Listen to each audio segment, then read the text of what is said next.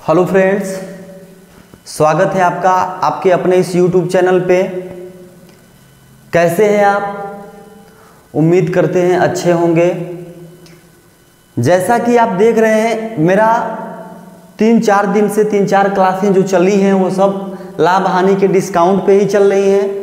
आज भी मैं डिस्काउंट से ही कुछ सवाल लेके आया हूँ। वीडियो पे अंत तक बने रहिए, बिल्कुल पसंद आएगी वीडियो। हमने आपको बताया था क्रमिक छूट क्या होती है, क्रमिक छूट के लिए एक समतुल्य छूट क्या होती है। उसी में से हमने कुछ सवाल लिए हैं। बिल्कुल सिंपल बेसिक कॉन्सेप्ट बताएंगे और ट्रिक भी बताएंगे। आप ध्यान से वीडियो बने रहिए। आइए चलते हैं सवाल पे। लिखा है, कौन सी छूट ग्राहक के लिए अच्छी है? कोई दुकानदार है, किसी कस्टमर को एक बार 10% की छूट दे रहा है, एक बार 20% की छूट दे रहा है। एक बार अगर वो 15% की छूट दे, एक बार फिर 15%, 15-15 30, 20-10 30, 25-5 30। इसका मतलब ये नहीं है कि सारी 30% ही छूट दे रहा है। यही तो इसका मतलब समझना है हमको। यहाँ पे आप देखेंगे 10%, 20% की छूट दे रहा है, तो ये वाली छूट ग्राहक के लिए अच्छी होगी कि 15% दे के फिर 15% देगा, ये वाली छूट अच्छी होगी, और कि 25% और 5% वाली होगी। इसी के बारे में हम देखेंगे। आइए देखते हैं, पहले पे चलते हैं। मान लेते हैं दोस्तों कि हमारे पास 100 रुपया है, 100 रुपया है। इस पे कोई ग्राहक हमें 10% की छूट देता है, 10% की छूट देगा। अब ये 100 रुपये की चीज़ 10% छूट मिल गई।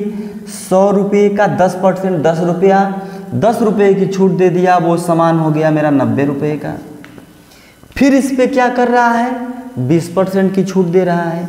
इस पे फिर अगर हम 20% की छूट की बात करें तो 90 का 20% 18 रुपया। 90 रुपये में से 18 घटाएंगे तो 72 रुपया बचा। यानी 2 बार उसने छूट दिया, एक बार 10%, एक बार 20%।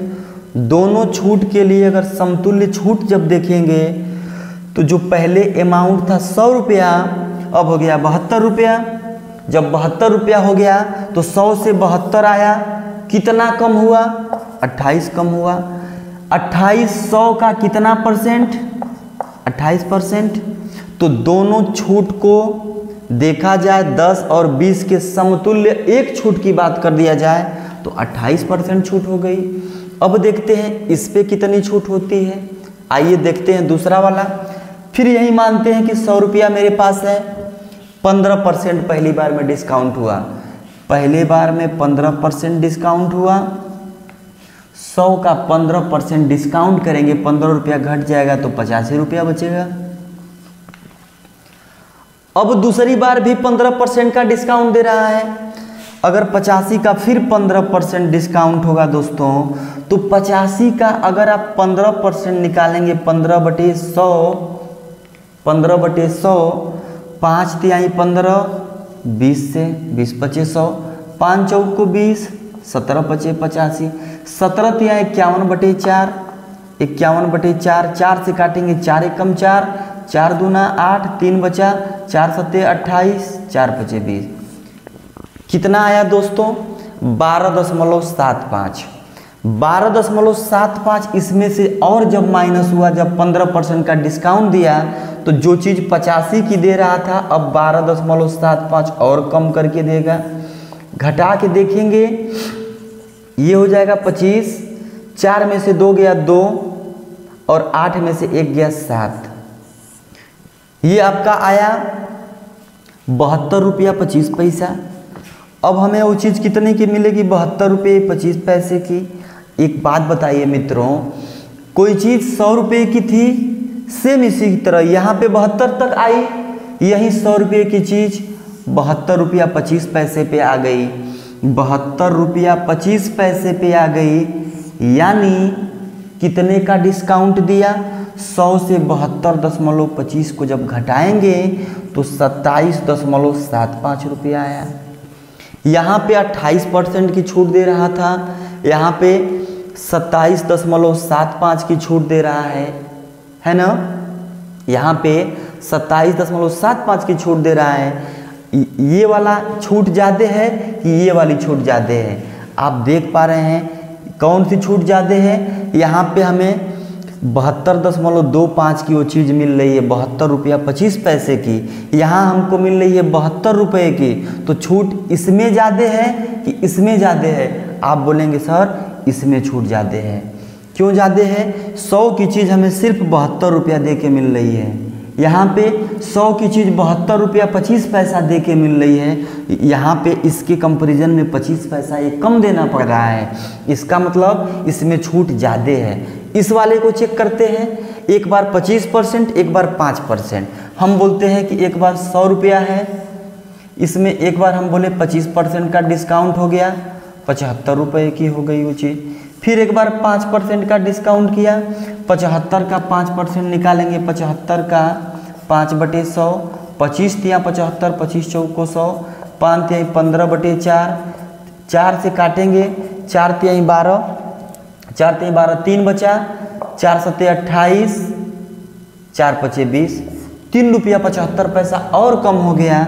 यानी जब हमारी चीज़ 75 की थी, 5% और डिस्काउंट किया, यानी 3 रुपया 75 पैसा और घटा दिया।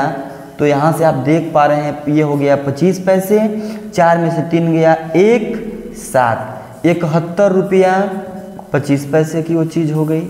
आप बताइए मित्रों, छूट आप देख पा रहे हैं 10 20 की है, 20 10 30 दिख रहा है दिखने में, 15 15 की है, 15 15 30 दिख रहा है, 25 5 की है, ये भी 30 दिख रहा है। लेकिन जब आप गौर करेंगे तो ये 10 और 20 की एकल छूट, अगर समतुल्य छूट की बात करें 28% आया। यहाँ पे देखेंगे तो 27.75 आया, यहाँ से देखेंगे 27.75% छूट आया। यहाँ से अगर देखा जाए 72.25 है, ये भी छूट कितनी आई 72.25, ये भी 72.25, यानी यहाँ भी 27.75 की ही छूट दे रहा है, 27.75 की छूट दे रहा है। इसका मतलब सबसे ज़्यादा छूट कहाँ मिल रही है? यहाँ मिल रही है। लेकिन दोस्तों समझना अब ये आपको है कि जब ऐसे सवाल आएंगे तो क्या हमको ऐसे सारे तीनों जो मानक हैं इनका हम अलग अलग निकाल के जो छूट होगी तब हम देखेंगे। इसके लिए मैंने एक फार्मूला आपको बताया है पिछली वीडियो में कि जब दो क्रमिक छूटों के लिए एक समतुल्य छूट निकालते हैं तो फार्मूला बताए थे x + y माइनस करके xy/100। जो दोनों छूट होती हैं, अगर यहाँ 10 और 20 की छूट है तो 10 + 20 माइनस 10 का 20 में गुणा, 20 दहाँ पे 200/100, 2 0 कैंसिल, 30 - 2 28%। यही बात मैंने बताई थी जो 28% आई, 28%। ऐसे ही अगर इसका भी हम निकालेंगे तब भी आप निकाल सकते हैं। कैसे? एक बार 15 को 15 में जोड़ेंगे, फिर माइनस करके 15 का 15 में गुणा, 225/100, 2 अंक पे दशमलव लग जाएगा, 15 15 30 - 2.25 घटा देंगे 27.75, ये वाली छूट निकल के आई। ऐसे ही इसका भी निकालेंगे, 25 पचे 125 यानी 1.25 और 25 5 30, 30 में से 1.25 घटा देंगे, ये भी आप निकाल सकते हैं। लेकिन अब हमें जो सीखना है मित्रों, वो अब आप ये सीखेंगे, वो चीज़ अब आप ये सीखेंगे कि कैसे हम बिना लगाए जानेंगे कि कौन सी छूट अच्छी होगी। इस पे अब हम चर्चा करते हैं।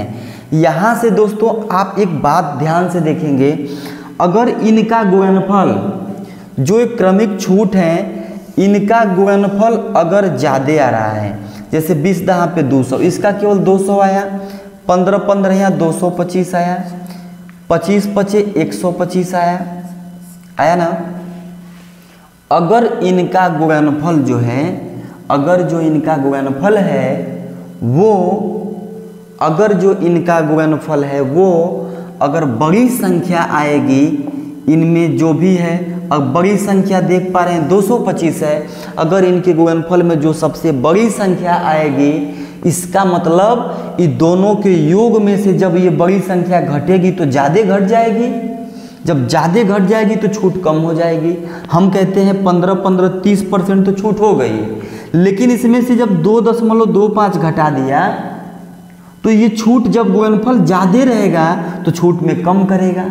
इसका मतलब जिसका गुणनफल ज़्यादा होगा उसमें छूट कम होगी, जिसका गुणनफल छोटा होगा उसमें छूट ज़्यादा होगी। आइए सवाल पे करते हैं, अभी आपको तुरंत समझ में आएगा। आइए मित्रों फिर हम देखते हैं, जैसे मैंने 2 सवाल यहाँ फिर लिया है। एक सवाल लिया है कौन सी छूट ग्राहक के लिए अच्छी है, यहाँ पे मैंने लिया है कौन सी छूट दुकानदार के लिए अच्छी है ना। 3 छूट मैंने दिया है, 3 तरीके की क्रमिक छूट दिया है, 2-2 छूट है लेकिन क्रमिक के रूप में है। इनके समतुल्य देखना है कौन सी छूट ग्राहक को अच्छी होगी, कौन सी छूट दुकानदार को अच्छी होगी। आइए चलते हैं वीडियो पे। हमने क्या बताया, जब भी निकालते हैं फिर एक बार मैं बताना चाहता हूँ 100 रुपये की चीज़ है, 10% छूट मिली 90 की हो गई, फिर 10% छूट मिली 81 की हो गई। कैसे हो गई, 90 का 10% 9 घटाया 81। अब 100 की चीज़ 81 पे आ गई, यानी टोटल डिस्काउंट कितना 19%। इसी का मैंने क्या बताया था, दोनों को जोड़ देंगे 10 + 10, फिर माइनस करके दोनों का गुणा करेंगे, 10 दहाँ पे 100, अब बटे में 100 करेंगे, 100 से 100 कैंसिल, 100 एक कम 100, 10 10 20 - 1 मतलब 19%। यही बात हुई।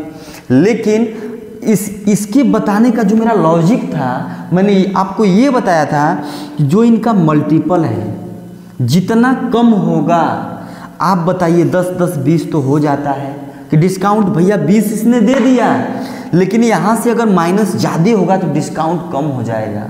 अगर यहाँ पे 10 10 20 हो रहा है, यहाँ से माइनस अगर हम 3 कर देते तो 17% ही डिस्काउंट बचता है। यहाँ सिर्फ 1 हुआ है तो 20 में से सिर्फ 1 घटा तब भी 19% डिस्काउंट हुआ है। वही चीज़ इनका गुणनफल अगर यहाँ बाई द वे 5 होता, अगर 5 होता तो 20 में से 5 जाता तो सिर्फ 15% का ही डिस्काउंट हो पाता। इसका मतलब मैंने बताया था कि जब भी इनका आपस में मल्टीपल करते हैं, अगर इनका गुणनफल कम है तो छूट ज़्यादा मिलेगी, अगर इनका गुणनफल कम है तो छूट ज़्यादा मिलेगी। किसको, ग्राहक को, जो खरीदेगा।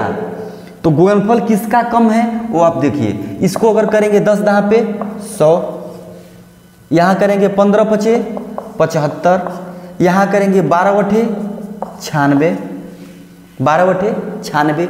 आप देखिए मित्रों सबसे कम गुणनफल इसमें किसका है, 75 का है। जब 75 का गुणनफल सबसे कम है तो सबसे ज़्यादा छूट ये देगा। क्यों देगा, आप देखिए, एक बार 5 एक बार 15 दोनों जोड़ेंगे, माइनस करके दोनों का गुणा 15 पचे 75 बटे 100, 100 से भाग देंगे, ये 15 5 20, माइनस करेंगे 100 से भाग 0.75, 20 में से 0.75 घटा देंगे 19.25। छूट ये ज़्यादा मिल रही है, यहाँ पे मात्र 19% ही मिल रही थी। यहाँ पे अगर देखा जाए एक बार 8 जोड़ेंगे, एक बार 8 जोड़ेंगे, एक बार 12 जोड़ेंगे, एक बार इनका गुणनफल माइनस करेंगे 12 बटे 96 बटे 100, 12 8 20, सबका सेम 20 तो आ रहा है, ये भी 20, ये भी 20, ये भी 20। लेकिन जब गुणनफल ज़्यादा आ रहा है तो ये डिस्काउंट में से ज़्यादा घट जा रहा है। जब ज़्यादा घट जा रहा है तो छूट कम हो जा रही है, कम घटेगा तो छूट ज़्यादा होगी। वैसे ही यहाँ पे अगर आप देखें 100 से भाग देंगे, ये 12 8 20 माइनस यहाँ पे 0.96 हो जाएगा। यहाँ से अगर इसको घटाएंगे आप 19.04%। आप बताइए मित्रों, यहाँ पे 19.04% की छूट मिल रही है, यहाँ पे मात्र 19% की मिल रही है, लेकिन यहाँ पे 19.25% की छूट मिल रही है। अधिक किस में मिल रही है, जिसका गुणनफल कम था। देखिए 75, 15 पचे 75। ऐसे ही चलिए इसको आप तुरंत बताएंगे। यहाँ देखते 20 दूनी 20 और 30 का गुणनफल 20 तिहाई 600, 20 और 30 का गुणनफल 600, 25 का 35 में करेंगे तो यहाँ से आप क्या करेंगे, 25 पचे 125 को 5 हाथ में लगा 12, 25 तिया 75, 12 87, यहाँ गुणनफल होगा इतना। 40 का 10 में करेंगे, 40 दहाँ पे 400। अब बताइए दोस्तों गुणनफल किसका कम है, 400 वाले का। तो यहाँ प्रॉफिट किसको होगा, ग्राहक को होगा। लेकिन मैंने सवाल में बोला है कौन सी छूट दुकानदार के लिए अच्छी है। दुकानदार के लिए छूट कौन अच्छी होगी, जहाँ पे वो डिस्काउंट आपको कम देगा, तभी तो आपसे पैसे ज़्यादा कमाएगा। यहाँ पे अगर आप देख रहे हैं ये 400 है, अगर इसको हम लोग घटाते, कैसे बोल रहे थे, एक बार प्लस एक बार फिर प्लस, दोनों का माइनस करके गुणनफल 40 दहाँ पे 400 बटे 100 करते, कैंसिल, 40 10 50 माइनस 4 घटता तो 46% का डिस्काउंट हो गया, 46% का हो गया। ऐसे ही इन सबको भी जब आप करेंगे, इन सबको भी जब आप करेंगे ऐसे ही रख के, तो सबसे ज़्यादा डिस्काउंट किस पे आएगा, जिसमें गुणनफल कम हो रहा है। तो डिस्काउंट, ये फायदा किसके लिए प्रॉफिट होगा, दुकानदार के लिए नहीं होगा, ग्राहक के लिए होगा। अरे भाई, दुकानदार ग्राहक को ज़्यादा जब डिस्काउंट देगा, तो छूट जब ज़्यादा दे देगा डिस्काउंट, तो फायदा कस्टमर को ही होगा। लेकिन हमने बोला दुकानदार को चाहिए, तो जिसका गुणनफल ज़्यादा अब होगा, जिसका कम हो रहा था तो क्या होता था, डिस्काउंट ज़्यादा मिलता था। अब ज़्यादा होगा तो डिस्काउंट कम मिलेगा। इसका गुणनफल ज़्यादा है तो इसमें दुकानदार के लिए ये वाली छूट बहुत अच्छी रहेगी। समझ पाए आप? आइए एक सवाल और लेते हैं। तो आइए दोस्तों, फिर ये एक लास्ट सवाल एक और हम लोग करते हैं। यहाँ देखिए लिखा है कौन सी छूट दुकानदार के लिए बेहतर है और कौन सी ग्राहक के लिए अच्छी है ना। आप देखेंगे मैंने क्या बताया, दोनों का गुणा करेंगे, 8 सत्ते 56, इसका करेंगे 10 पचे 50, यहाँ करेंगे 12 तियाँ 48। एक बात बताइए, मैंने क्या बताया, जब गुणनफल कम होगा तो छूट ज़्यादा मिलेगी। गुणनफल सबसे कम किसका है, इसका कम है। छूट किसके लिए, ये जब गुणनफल कम होगा, जब डिस्काउंट ज़्यादा मिलेगा तो फ़ायदा किसको होगा, ग्राहक को। और यहाँ बताना है दुकानदार के लिए कौन सी बेहतर है। तो दुकानदार के लिए जिसमें अधिक होगा वो दुकानदार के लिए, जिसमें कम होगा वो ग्राहक के लिए। यानी कम वाला ये हो गया कस्टमर के लिए और ये हो गया सेलर के लिए, है ना, ये हो गया सेलर के लिए। तो ऐसे सवाल दोस्तों उम्मीद करते हैं जब भी आएंगे, 3 क्रमिक छूट हो, 5 क्रमिक छूट हो, 10 क्रमिक जो भी छूट हो, जब क्रमिक छूटों के लिए एक छूट की बात करेगा, 2 क्रमिक की बात होगा तो आप ये फार्मूला याद रखेंगे, x + y - xy बटे 100, ये वाला फार्मूला याद करेंगे। नहीं तो जैसे मैंने बताया था कि कोई 100 रुपया की चीज़ है, एक बार 10% डिस्काउंट हुआ 90 हुआ, फिर एक बार 10% डिस्काउंट हो गया यानी 81 हो गया, दोनों मिला के 19% का डिस्काउंट हुआ। ऐसे आप देख रहे हैं तो लग रहा है कि 20% का डिस्काउंट हुआ। इसका मतलब दोस्तों जब भी ऐसे सवाल आपके सामने आएंगे क्रमिक छूटों के लिए एक समतुल्य छूट निकालने के लिए, तो ये बेहतर तरीका है। सबसे बढ़िया क्या है कि दोनों, अगर कई छूटों में तुलना करना हो कि कौन सी छूट ग्राहक के लिए अच्छी है, कौन सी छूट सेलर के लिए अच्छी, दुकानदार के लिए अच्छी है, तो आप इनका आपस में मल्टीपल करेंगे। अगर मल्टीपल छोटी संख्या आ रही है, कम आ रही है, तो वहाँ पे प्रॉफिट कस्टमर को होगा। अगर इनका मल्टीपल ज़्यादा आ रहा है तो वहाँ पे प्रॉफिट सेलर को होगा। तो आज के वीडियो में सिर्फ इतना ही मित्रों, मिलते हैं अगले वीडियो में कुछ और नए चीज़ों के साथ। तब तक के लिए जय हिंद।